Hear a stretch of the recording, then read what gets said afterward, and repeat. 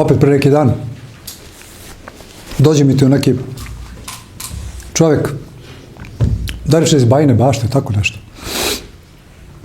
Onako vidiš neki sposoban čovjek,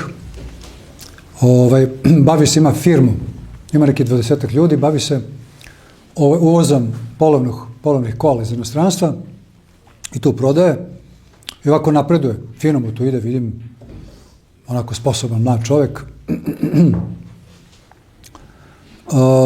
Nije nešto fakultetski obrazovan, ali nema nikakve veze, ima njuha za biznis, ide mu fenomenalno. Takav bi mogao da bude menadžer ne znam kakvih firmi. U poređenju sa nekima što su završili fakultete koji nemaju blage veze ni sa čim. I ima oni suprugu i 4 dece. I suprugu je zaposlio. I ona tu radi isto. Kaže, oče, kaže, imam problema. Kakvi ti probleme imaš, čoveče? Pa, kaže, ne mogu nikako sa ženom, bre, da se nekako dogovorimo, da nekako ko ljudi živimo, radimo. A što, rekao, šta joj fali, mislim? Ajde da se neki lenština, da si neki bludni kockar, da je varaš, da piješ, da si nesposoban, da si, ne znam, nikakav, čak i ovako lep čovjek, visok, vidim, radi na sebi. Pa kaže, izgleda baš zbog toga. Pa rekao, šta je? Pa kaže, ja se trudim, znaš kako, ja volim da držim ja svoje radnike i plaćam i penziono i sve, ali, kaže, volim disciplinu. Znači, kad imamo i sastanke i kad kancelarija, ja zahtevam od svojih zaposlenih da kucne na vrata kad hoće da uđe. Normalna stvar, kod direktora kucaš, ne možda onako baneš. I sada imamo neki sastanak i sad neki su malo zakasnili ili ulaze ili još uvek i kucaju. I u jednom trenutku ovako se otvaraju vrata, ulazi, kad ona moja žena.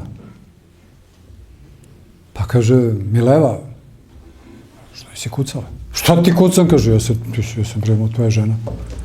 I to pred njima. Pred svima. Pa tako je dan po drugom. U raznim situacijama obaramo autoritet. Možda to ne radi svesno. Ali s čemu se to radi? Znači, to je ta sada jedna neprestana borba, taj jedan rivalitet, potpuno morbidan, bolestan. A odakle je to? Kažem, zašto ona to radi? Nije mi jasno, mislim, zar nije zadovoljno, čoveče? Neke žene bi sve dale da imaju takvog muža, mislim. Kaže, i volim je, čoveče. Vredna je, ali ne mogu ovo da izdržim. Stalno neko cimanje, čoveče. Kad smo u kući već više, to je stalno neki napor, neko prepucavanje, neko ko je bolji, ko će prvi. Čemu to? Ja kažem, pa ne znam, je li tako uvek bila? Pa nije, kaže. A što se dešava? Pa kaže, ima neke dve, kaže, prijateljice, obe su razvedene, jedna ima decu, druga nije imala decu, bave se jogom i aktivni su feministkinje i one nju uče, ma ne daj ti na sebe, pa ne može on da ti bude gazda, ti bre, znaš, i tako polako đavo radi da uništi porodicu, da uništi ženu, muža, ljubav. Kaže, oče, najteže mi što to deca gledaju. Stalno neka napetost u kući. 4 ih imam, već imaju, kaže, najmlađi je 3 godine, ajde on ne kapira. Ali ovi od 6, 7, 8, 9, oni ovako neki put se drhti ovako moje dete, kaže. Pa kaže, me to vidi žena.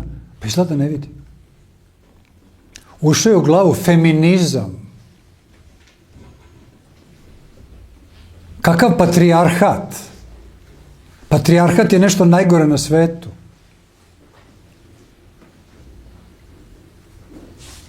I onda jednoga dana, kada ta napetost i to tako bespotrebno, besmisleno napeto stanje, loše stanje.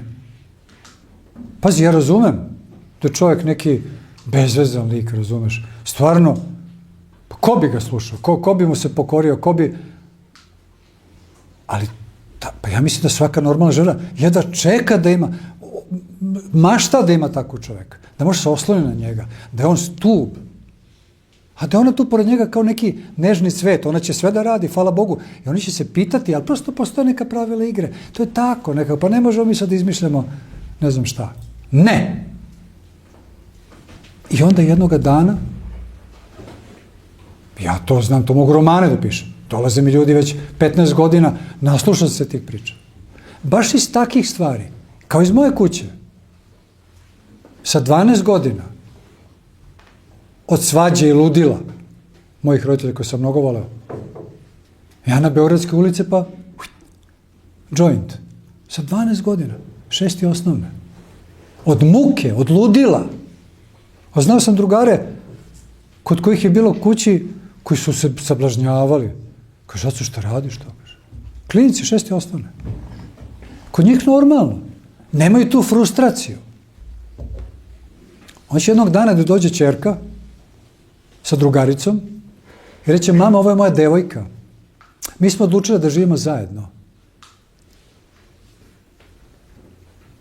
Ili će naći klinicu paketić amfetamina, ili će otkriti da mu je treći sin, da nisu ni znali, da je napravio 100.000 evra duga po kladionicama i kockarnicama, da čupaju kosu, kažu, pa kako je došlo do ovoga? Pa kako je došlo? Pa šta si radio zadnjih 10 godina? Ili radila? Svejedno. Znači, ni patrijarhat, ni matrijarhat, ni feminizam, ni maskulinizam, nego jednostavno hrišćanska porodica. Normalna porodica. Da odemo u crkvu i da se zna. Zna se to. Znači, Hristos je glava mužu, muž je glava ženi, a onaj drugi deo koji ne piše je da je žena srce mužu. Znači, potpuno fantastično. Znači, glava ne može bez srca, srce ne može bez glave. Idealno. Besmisleno budu 2 glave ili 2 srca. Misli to. Rodi se čovjek sa 2 srca, a nema glavu. To danas hoće da naprave, da poruše sve poretke. Kažem, brate, ne znam šta ti kažem. Moli se Bogu za nju, izdrži, što manje ulazi u te prepirke, pusti, pa kaže, dokle da pusti, kaže, oče to, kaže, mislim, ono već moji zaposleni mi se smeškaju, mi se za leđa. Tako da jako teška situacija. I jednoga dana, kad ona bude istarala svoj feminizam, kad deca budu odrasla, oni će se naravno i razvesti umeđu vremenu. Onda će ta deca nju da mrze. Dođu mi žene, kaže, oče, ni ćerka, ni sin neće da me vide. Ja kažem, pa što? Ne znam, kaže. Pa reko, daj da vidimo malo mi to, kako je došlo od toga. Jesu to neki monstrumi? Jesu oni nešto, imaju rogove ili imaju... Pa nisu, kaže, bili su dobra deca. Nismo ih naučili ljubavi. Naučili smo ih internetu, telefonima i tako dalje. A crkva je bila tamo negde zadnja rupa nasvirali, što bi reklo, valja se. I tako. Sve u svemu, mnogo toga ima anomaličnoga, ali nek ovaj svet ide da je krenuo, mi ga ne možemo sprečiti, ali nam je Gospod dao slobodnu volju da izaberemo crno, belo, levo, desno, gore, dole. A ako baš i nema mnogo iskustva, ani mozga, mi ćemo se zamoliti vaskrstlome Gospodu i on će nas uputiti. Ja sam 200 puta gori od svih vas, smrdljiviji, bedniji, lažniji, licemerniji, ali kobeljam se nekako i uspevam za divno čudo Zato što sve prepuštam Gospodu. Kažem, Gospode, ne ostavljaj me, bez tebe sam ništa. Čak ne ni šuplja kanta, i kanta je nešto. Ja sam ništa bez tebe. I on kaže, dobro, volim to smirenje. I stvari idu dobro. Hristos vaskrese. Tako, dragi moji.